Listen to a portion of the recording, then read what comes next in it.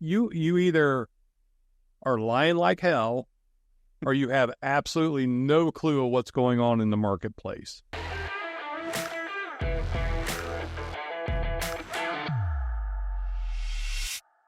Hey there, everyone. Dave Barlow here with the gang from Sell for 1%. We're going to talk real quick, actually probably won't be quick, about the NAR settlement of $418 million to settle the class action lawsuit that was just won by the plaintiffs in Missouri. And this $418 million settlement to be paid out over the next 4 years is supposed to cover the rest of the country, cover all of us real estate agents, about 1 million of us, and cover any brokerage that's doing less than $2 billion a year in not revenue, but in sales. So basically, if you're doing less than $2 billion, if you sell 1,000 homes at $2 million each, that'd be $2 billion. So anyways, what this settlement does, and there's a lot of conversation about it, and I just wanted to kind of open the thing up with Jay and Jamie here today to talk a little more about this. The big problem, and this is something we've been talking, about here in Columbus for a long, long time, is that in my humble opinion, in the Columbus MLS, and I'm guessing it's the same way. Well, we're members in Cleveland. We're also members in Dayton, so we know those two as well. We just became members in Cincinnati. That the MLS on the backside, something that the general public does not see, is that there is a co-op offer to the buyer agent for bringing the buyer. And for the longest time, since the 60s, that number has generally been a 3% co-op to the buyer agent for bringing the buyer.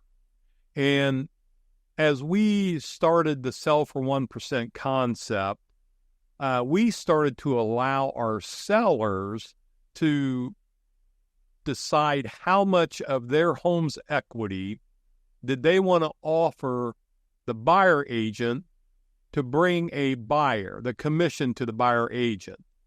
And right now, I don't believe we have any 3% offers out there. I think everybody's at 2% or less. Jamie, Jay, you guys have anybody doing 3% right now? I know none of my clients are. Not to my knowledge, no. Jay? And no, none of my clients are. Okay. So the complaint I've had with the Columbus board is that we as real estate agents, and I don't know that a lot of real estate agents even realize what their fiduciary duty is to their client. And that's the rub for me. In the state of Ohio, as a real estate agent, the word agent means I work on behalf of my client. And so the fiduciary, through the state of Ohio, the laws that govern real estate agents is I'm like an attorney, I'm like a doctor, I'm like a financial advisor. I have a fiduciary duty to my client to represent their best interest and not my own.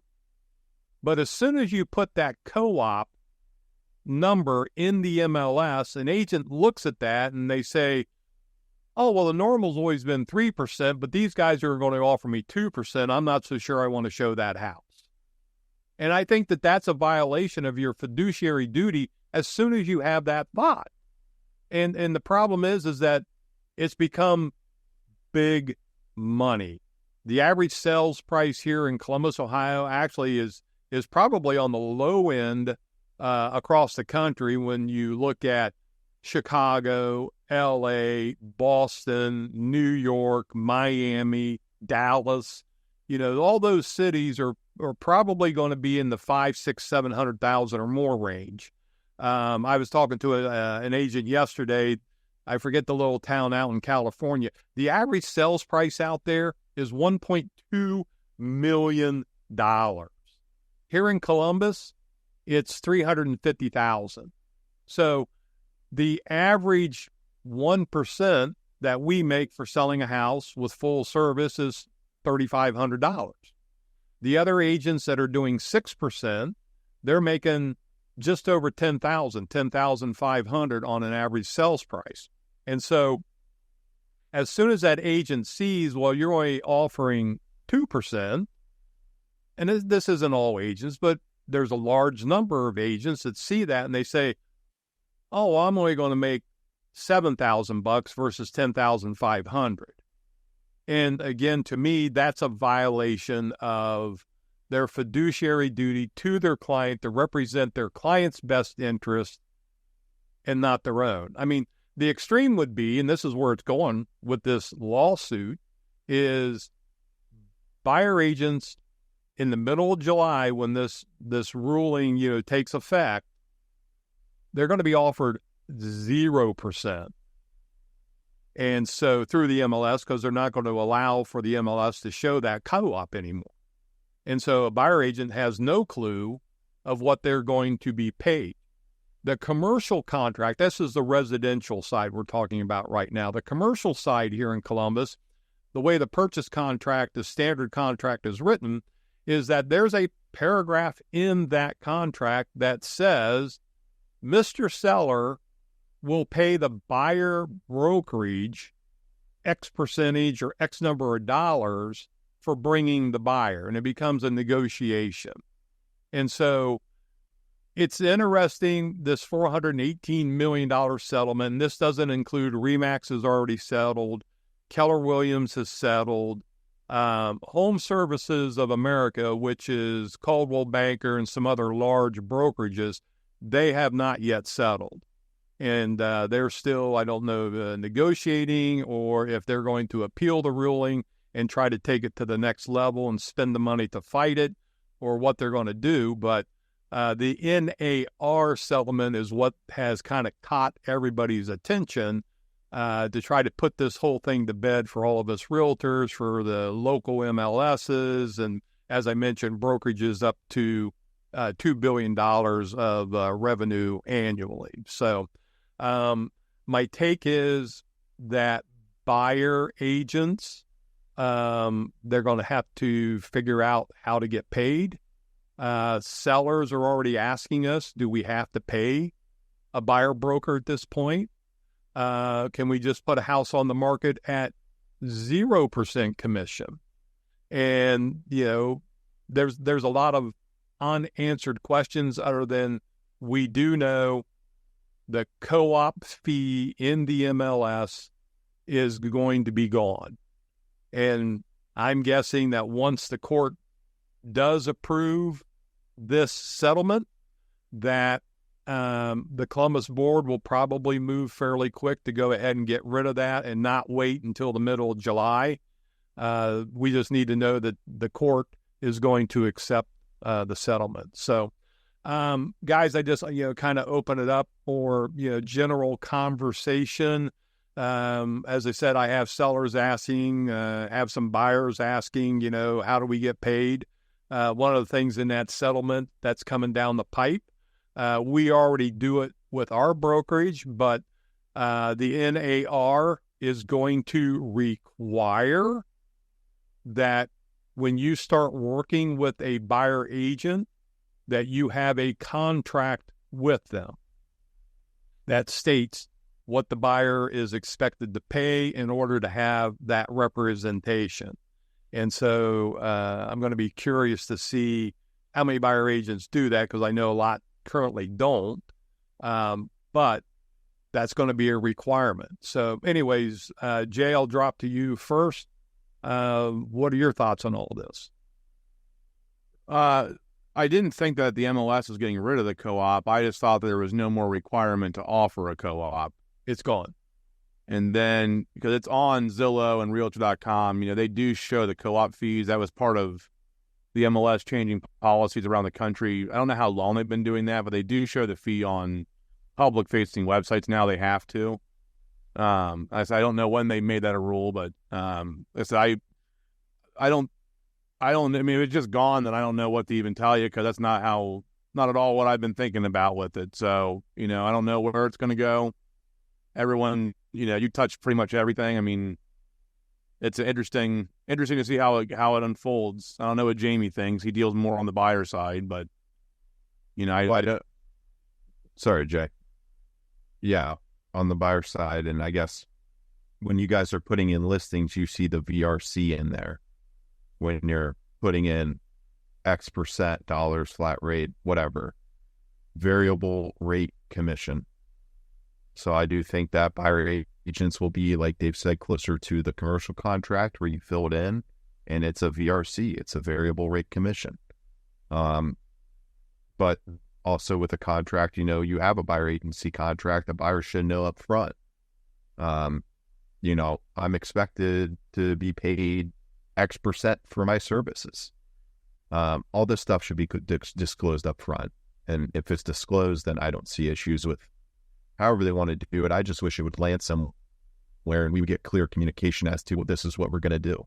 Because right now it's just kind of a lot of things up in the air. So I think variable rate commission would be the easiest switch. If you're going to take it off the MLS and public-facing websites, it's not disclosed.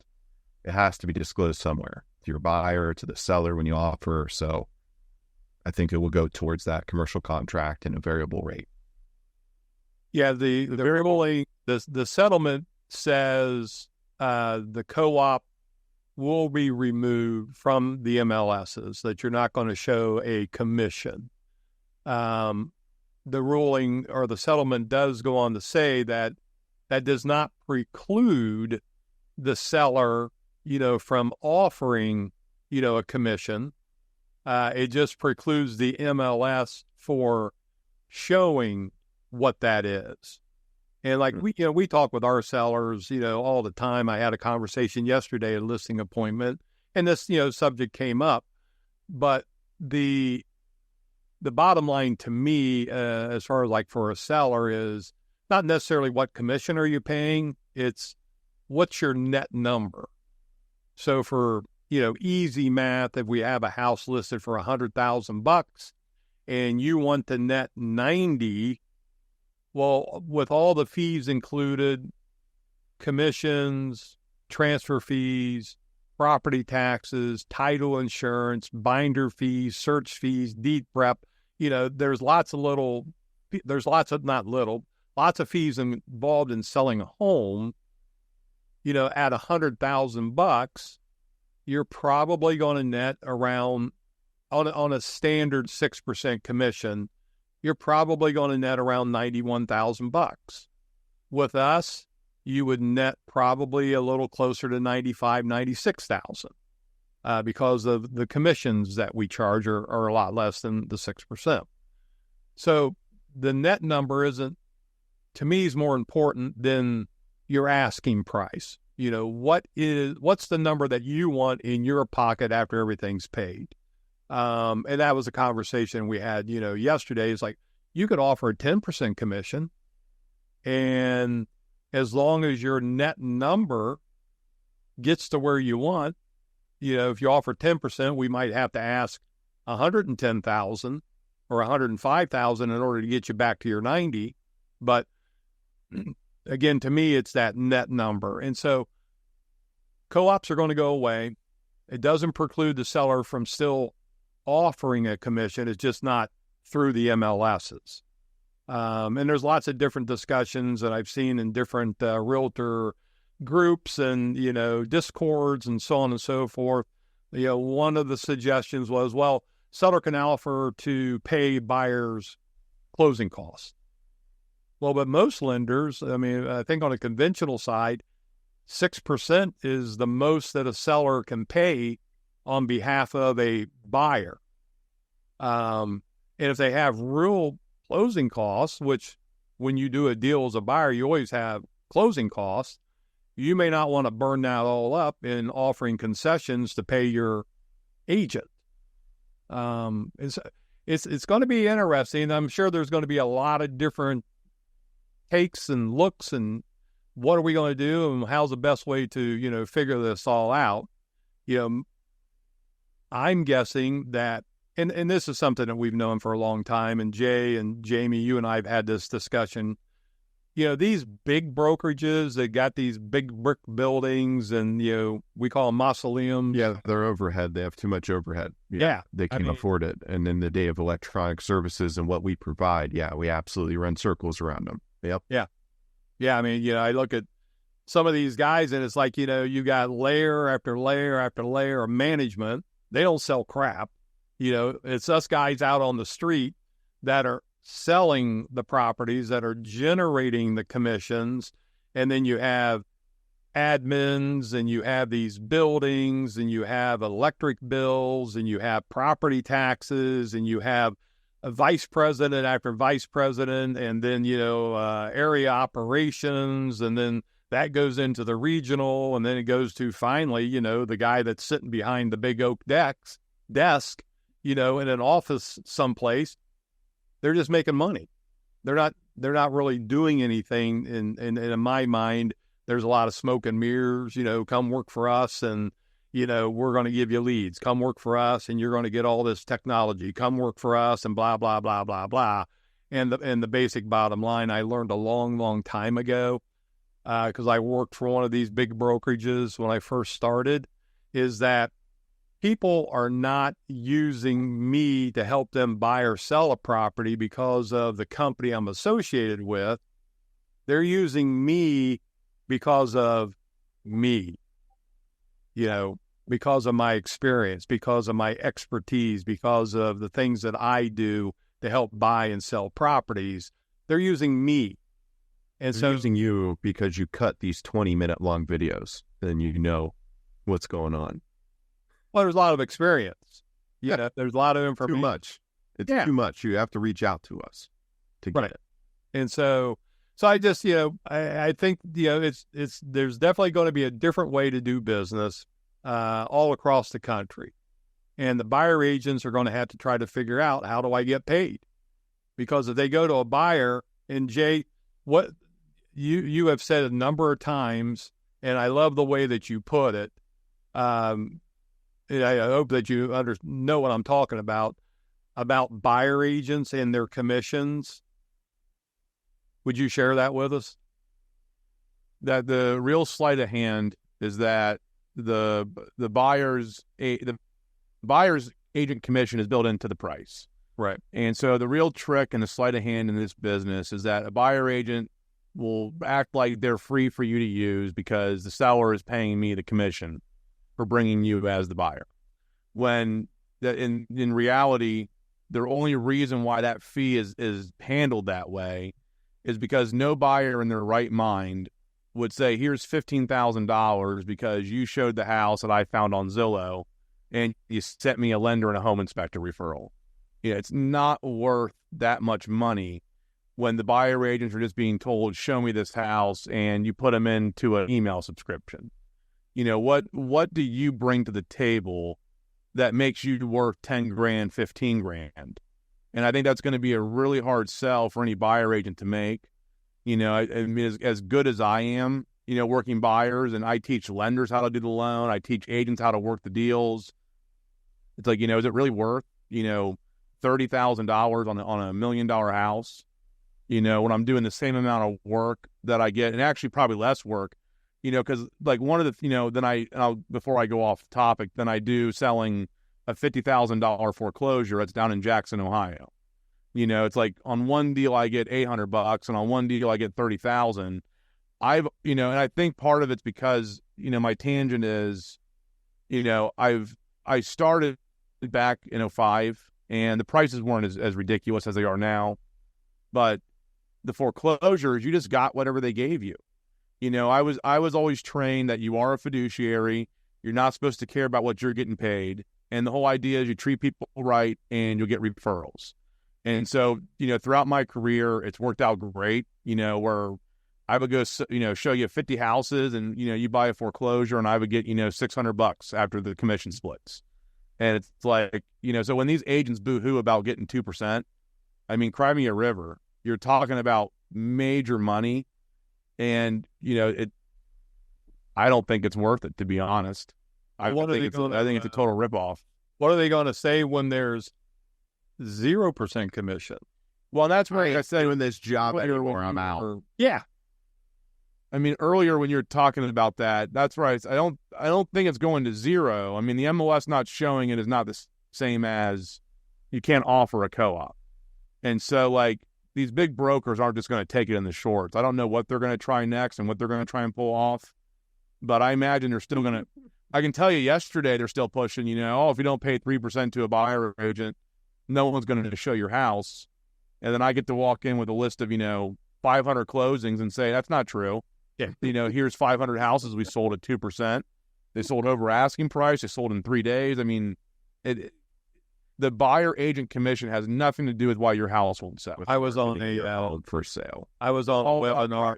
I was on a webinar with a broker of a decent sized brokerage. Was offices around Ohio, and he said that 70% of homes listed for less than 3% commission never sell. Yeah. And I was like, what? I've not experienced for that. I've not experienced the first one. Then he's saying 70%. It's like you either are lying like hell or you have absolutely no clue of what's going on in the marketplace. And to us as consummate professionals, at least to me, it's a kind of offensive that they're that negligent. Because really, whether you don't know or you're doing your lying, it's negligence, in my opinion. Reasonable skill and care is an important thing when you have a license in any industry, medical, real estate, whatever license.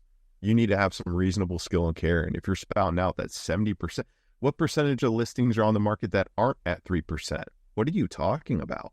Well, here in Columbus, you can't search that way anymore. Oh, they took that out. They took that feature out. Well, we could. Now we can't. Okay. That's because of these lawsuits. Yeah, we can take a sampling. I don't want to say anything about that then. Yeah, we can take a sampling, and extrapolate the sampling. And it's over 30% of listings in the Columbus MLS now are less than 3%. So we have... None of them sell. Well, 70% of them don't. And that, an important distinction. Yeah. Only 30% of those will sell. Well, like, Jay said, we've been doing this now for about 5 years. And, the only reason we have a listing that does not sell is that it's so crazy overpriced for what it is that, it's not going to sell. And that wouldn't matter if it was a 3%, 2%, 1%, 20%. Yeah, it just, I've got one right now. I've had 72 showings, which means that we should have had about 30 offers. That's a lie. 10 offers. About 7 to 8 showings, we should have an offer. So at 70 showings, we should have about 10 offers. We haven't had the first offer. And it's because the house is a cosmetic disaster. Right. So, well, it makes me think, even if you have $1 million listing, let's say you have $1 million listing, you offer 1% commission. Well, you're telling me if I then switch that after 30 days on the market to 4%, it's going to sell? Well, then what does that tell you about the ethics out there? Right. Well, it's not the representation. So it won't sell. It's a fictitious example, but I mean, it'd be an interesting experiment to try to see if switching a listing from 1% to 4% moves it. We've had sellers that we would recommend paying a higher commission just for that reason. Sure. Because if you're given bonus money, and this is human nature, if you were to offer a 5% commission on a house that is overpriced, real estate agents are going to turn into salespeople, because it's an extra, $20,000 in commission. Human nature, as you and that's so the then problem. It would be human nature that they don't want to sell the 2% co-op. Well, the human nature, is that basically, and I've said this before, a lot of buyer agents are just professional chauffeurs. They have an electronic key app on their phone, and they're simply opening doors. And most of the time, I'm getting the email a week before closing that they know what the commission is now. Right. And it's like, yeah, I'm sorry to interrupt you, Dave. They really just don't pay much attention to it. No, I mean, I've got a situation going right now that the agent had no clue what they were getting paid. And it was their buyer's attorney that wrote the contract. And then, she's calling me the day of closing saying, hey, this commission doesn't seem right. It's like, well, it was your buyer's contract. You didn't read the buyer's contract when you submitted it? Yeah. And is it illegal for us to disclose who this person is? Because that's a danger to the... No, I'm not going to get into that. I mean, we're going through it, but it's just like, this is silliness. It was your buyer's contract. Right.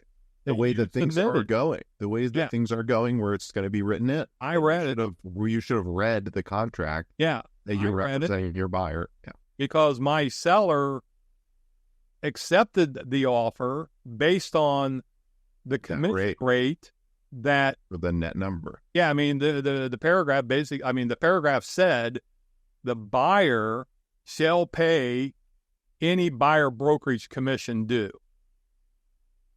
And the seller, will pay the listing agent commission due. So basically, the seller wasn't paying any buyer commission at all. The buyer was going to pay all the commission per the contract, per the terms. Right. And so in that particular property, it was an $18,000 commission. And so the seller accepted a lower price on the home based on, I don't have to pay the commission. And then the day of closing, the buyer agent's like, I'm not getting paid. We'll talk to your buyer. Talk to your buyer's attorney. Yeah, they're the one who wrote the offer. Now you're getting into legalese, and that's out of my scope. So you need to talk to your buyer's attorney because this is the silliness of this whole thing is, it's as Jay said, a lot of smoke and mirrors.